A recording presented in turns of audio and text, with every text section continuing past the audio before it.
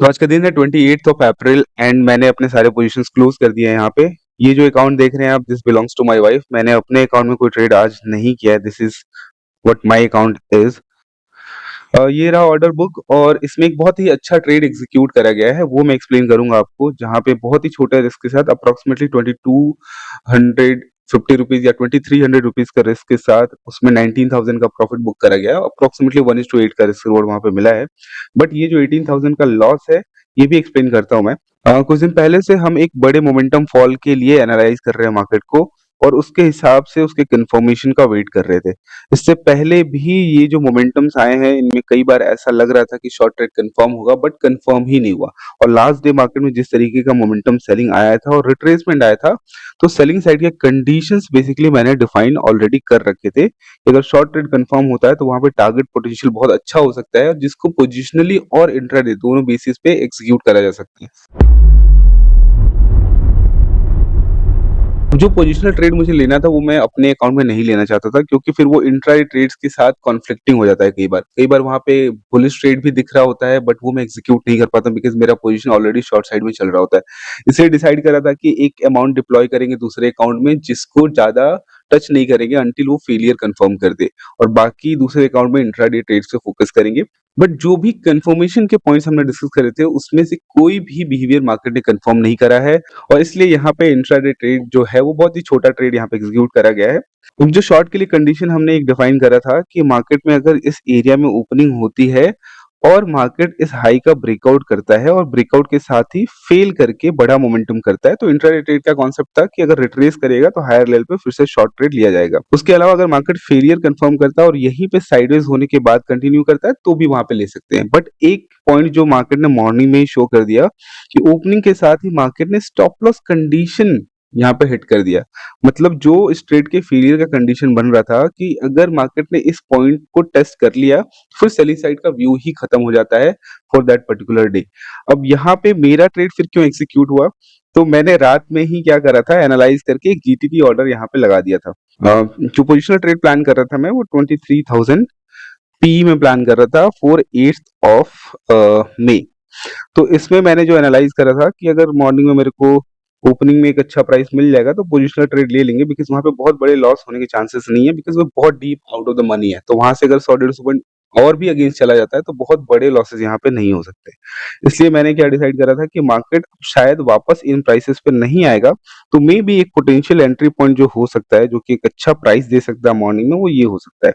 क्योंकि 2 दिन का डिके भी था और थोड़ा गैप अप ओपनिंग भी हो रही थी, तो ये एक्सपेक्टेड था कि मार्केट अगर इसको हिट नहीं भी करता है, एटलीस्ट ऑप्शन में ये प्राइसेस मेरे को मिल जाएंगे। तो मैंने क्या किया था, रात में ही एक जीटीडी ऑर्डर प्लेस कर दिया था। तो ये ट्रेड यहाँ पे एग्जीक्यूट हो गया था ऑलरेडी सुबह।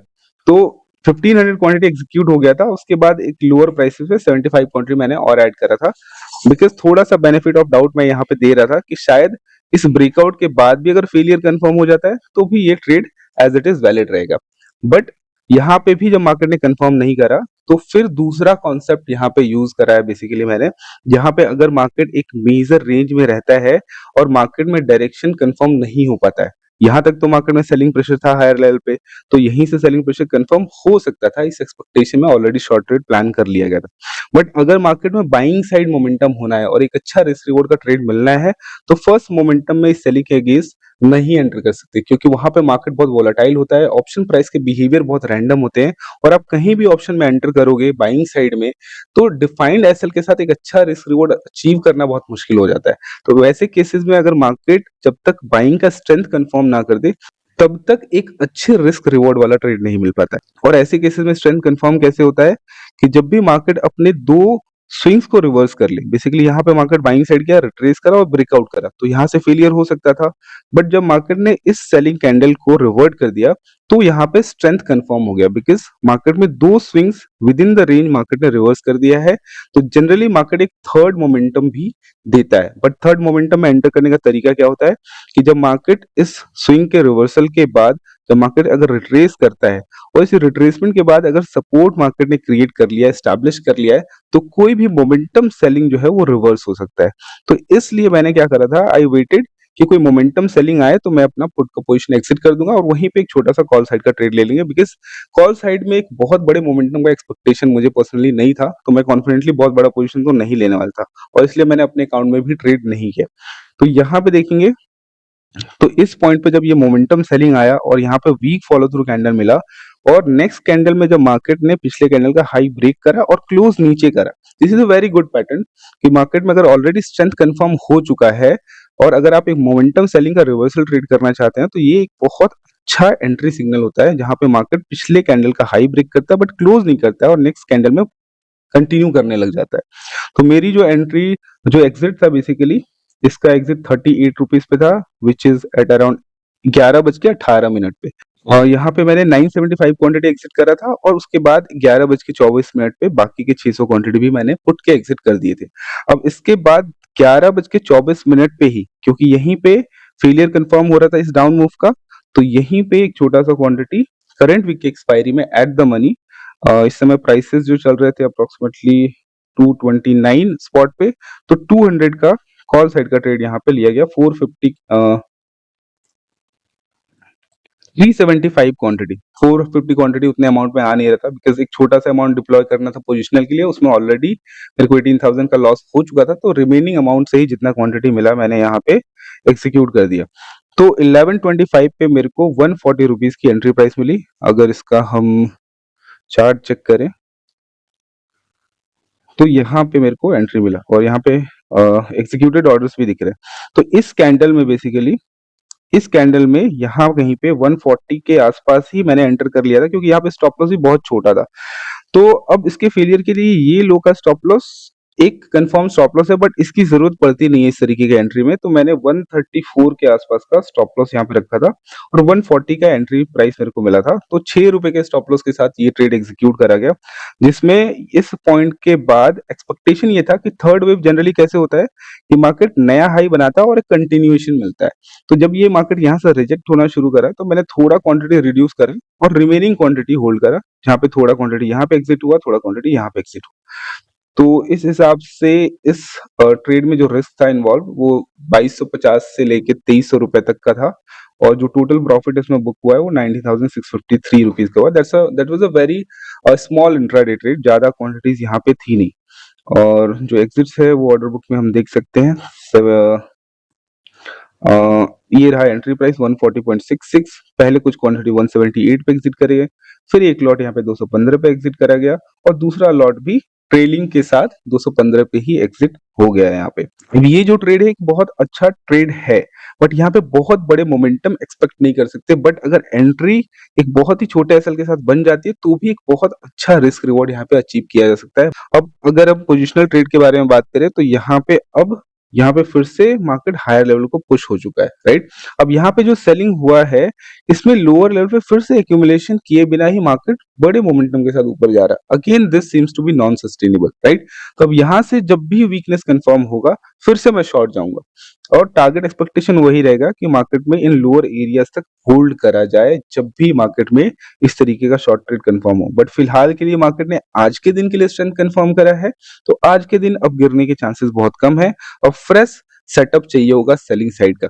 अब अभी तक मैं अपने ट्रेड्स नहीं शेयर कर रहा था, आज शेयर इसलिए करा बिकॉज पिछली वीडियो में एक हमारे सब्सक्राइबर ने कमेंट करा था कि मैं स्टार्ट करूंगा क्या पीएनएल शेयर करना, तो मैं आज आपको शेयर कर दे रहा हूँ बिकॉज कल के प्लान से बिल्कुल हटके एग्जीक्यूशन है थोड़ा सा, इसलिए मैं शेयर कर रहा हूँ। रीजन मैं नहीं शेयर कर रहा हूँ बिकॉज बिकॉज बहुत कंफर्टेबल फील मैं नहीं करता हूँ कि मैं एग्जीक्यूशन के टाइम पे रिकॉर्ड करूँ। शुरू में मैं पुश करता रहता था अपने आप को कि एग्जीक्यूशन रिकॉर्ड करूँ, वो वीडियोस डालूं, वो वीडियोस ज्यादा चलेंगे। इनिशियली यही था कि यूट्यूब पे कुछ वीडियोस ऐसे पुश करें कि थोड़े इनिशियल व्यूअरशिप वहां पे आ जाए, बट उससे मेरा खुद का ट्रेड अफेक्ट हो रहा था और इसलिए बीच में मैंने सारी चीजें ही बंद कर दी थी और फिर लगा कि जब कंफर्टेबल हो जाऊंगा, जब खुद में ज्यादा कॉन्फिडेंट हो जाऊंगा एग्जीक्यूशन को लेके, तो फिर वहां पे एग्जीक्यूशन के साथ शेयर करना ठीक रहेगा। क्योंकि ट्रेड करते समय थोड़ा प्रेशर तो फील होता है मेरे को भी और उस पर रिकॉर्डिंग करके इस बात का प्रेशर भी फील होने लगता है कि अगर ये यूट्यूब पे जाएगा तो लोग मुझे जज करेंगे।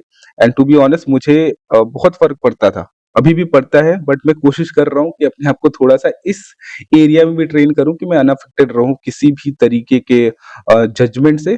बट जब तक वो मैं पूरी तरीके से नहीं कर सकता, मैं अपने ट्रेड्स को खराब नहीं करना चाहता और इसलिए मैं एग्जीक्यूशन वीडियो लाइव में रिकॉर्ड नहीं कर रहा हूँ। बट कुछ इंपॉर्टेंट इन्फॉर्मेशन होगा या कुछ इंपॉर्टेंट वैल्यूएबल चीज़ें होंगी जो मेरे को लगता है कि वर्थ है शेयर करना, तो वो मैं कोशिश करूँगा शेयर करने की। तो यहाँ पे एक अच्छा कॉन्सेप्ट था बेसिकली कि जब भी मार्केट में डायरेक्शन बहुत क्लियर नहीं है, तो we should wait for a strength confirmation before getting into a trade. अब यहाँ पे एक और पॉइंट ध्यान देंगे, तो एक और चीज़ बताता हूँ मैं। अगर मार्केट में वीकनेस ऑलरेडी कंफर्म हुआ होता और मार्केट में ये ब्रेकआउट टेस्टिंग के बिना हो जाता, इस तरीके का ब्रेकआउट होता, राइट? इस सीधा ही ओपनिंग के साथ ब्रेकआउट होता, तो ये एक बहुत अच्छा फेलियर का कंडीशन था कि ब्रेकआउट, वीक फॉलो थ्रू, उसका इनगल्फिंग कैंडल बनना, वहां से एक मोमेंटम सेल ऑफ मिल सकता है। बट यहाँ पे ब्रेकआउट डायरेक्ट नहीं हुआ है, मार्केट ने टेस्ट करा है फिर ब्रेकआउट करा है। तो इस केस में अगर एक और सेलिंग स्विंग रिवर्स होता है, that's a sign of strength, और इसलिए यहाँ पे हाई प्रोबेबिलिटी केस फिर बाइंग साइड का बन जाता है। बट स्ट्रेंथ कंफर्म होने का मतलब नहीं है कि हम कहीं पे भी बाय करेंगे। We need a good price और वी नीड अ पॉइंट जहां से एसएल सिक्योर हो, जहां से अगर एसएल छोटा सा भी लग जाए तो वो ट्रेड फेल हम एक्सेप्ट कर पाए। और इसलिए यहाँ पे जरूरी है कि इस रिट्रेसमेंट में जो सपोर्ट बना है उसके नीचे का मोमेंटम जब रिवर्स होगा तो वहां से सबसे अच्छा रिस्क रिवॉर्ड हमको मिल सकता है। So this is what I wanted to share. और इससे पहले जो भी एनालिसिस वीडियो मैंने डाले हैं उसमें से कोई भी सेटअप अभी तक कंफर्म नहीं हुआ, तो I don't know if that is valuable और नॉट। बिकॉज कोशिश रहती है कि सिर्फ एनालिसिस वीडियो ना डालूं मैं, उस एनालिसिस के पीछे के लॉजिक्स या रीजंस क्या हैं वो भी मैं अंडरस्टैंड खुद भी करता हूँ और समझाने की कोशिश करता हूँ। क्योंकि मैं, अब मुझे जितना एक्सपीरियंस है 5 से 6 साल का, 6 साल के आसपास, तो उसमें मैं कुछ ऐसा नहीं कह सकता कि मुझे ऐसा लगता है कि ऐसा होगा, राइट? जो लोग 20 साल 25 साल से मार्केट में है, एक बार उनकी बात तो हम मान भी लें कि चलो ये कह रहे हैं तो कुछ सोच के कह रहे होंगे।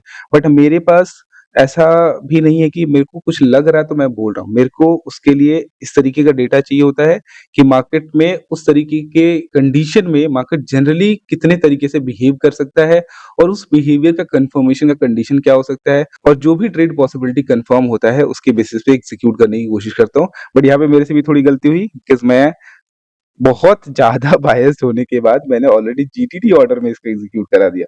बिकॉज़ मैं रात को लेट तक जगा था, तो मैं ये ऑर्डर पंच करके सोया था कि चलो ठीक है, सुबह अगर लेट भी उठूँगा तो ये ऑर्डर एटलीस्ट एग्जीक्यूट हो जाएगा, प्राइसेस मिस नहीं होगा। तो इस बेसिस पे इसको एग्जीक्यूट करा गया। अब यहाँ पे देखेंगे दोबारा अगर शॉर्ट ट्रेड कंफर्म होगा, दोबारा से शॉर्ट बिल्डअप दिखेगा, दोबारा से कोई ऐसा अपॉर्चुनिटी दिखेगा जहाँ पे छोटे एसएल के साथ फिर से शॉर्ट लिया जा सके, तो फिर से वहाँ पे अटेम्प्ट करने की कोशिश करूँगा। सो अभी तक के लिए इतना ही। आज के दिन और कुछ खास मोमेंटम का एक्सपेक्टेशन है नहीं। अगर यहाँ से मार्केट ऊपर जाता है या नीचे जाता है तो उसके बाद नए सेटअप के लिए वेट करना पसंद करूंगा मैं। सो और कुछ अगर इंपॉर्टेंट लॉजिक या फिर अपडेट होगा तो आपको अगर चाहिए होगा तो आप मुझे बता रहे हैं, बिकॉज कई बार लगता है कि मैं इतने सारे अपडेट्स दे रहा हूँ बट पता नहीं वो वैल्यूएबल है या नहीं। और अगर आपको लग रहा है कि वो वेस्ट ऑफ टाइम है या फिर किसी तरीके से डिस्ट्रैक्टिंग है तो वो भी आप मुझे कमेंट सेक्शन में बता सकते हो। I will stop doing that. So अभी के लिए इतना ही। See you in the next video. Bye bye.